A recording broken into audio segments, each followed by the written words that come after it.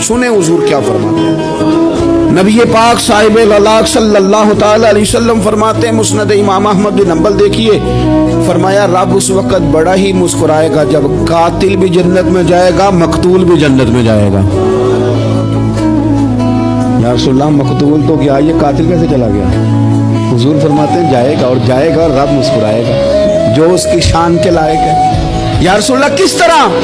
तो नबी पाक सल्लल्लाहु अलैहि वसल्लम फरमाने लगे, इसने एक मोमिन को कत्ल किया था, वो शहीद होकर जन्नत में चला गया। अब अल्लाह ने बाद में इसे तौबा की तौफीक दे दी। पहले इसने कलमा पढ़ा, फिर ये मैदान में उतरा, काफिरों से लड़ा, ये शहीद हुआ, रब ने इसे भी जन्नत दे दी।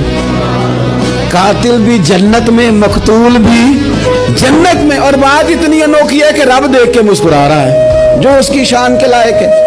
हम जल्दी में हैं, हम इंतजार नहीं कर रहे कि शायद तौबा कर जाए, हम इंतजार नहीं कर रहे। लेकिन मेरे अजीज, इतनी जल्दी ना करें। सोचों का साफ होना, जहनों का पाक होना और लोगों के बारे में गुमान का अच्छा होना, मैं कहता हूं कि हम अपनी गलतियों समेत अपने आप से बड़ा प्यार करते हैं, और दूसरे की एक गलती नजर आ जाए तो हमें घिनाने लग जाती है। आप जल्दी न करें, मालिक ने मौका दिया है बंदों को, ना वो किसी का रिज्क छीन रहा है, ना सांसें छीन रहा है, वो अपनी ज़मीन पे चलने भी दे रहा है, रहने भी दे रहा है। तो जब उसने मौका दिया है, आप भी थोड़ा मौका दें। अल्लाह बड़ा करीम है, दरवाजे खोलेगा उसके बंदे उसकी बार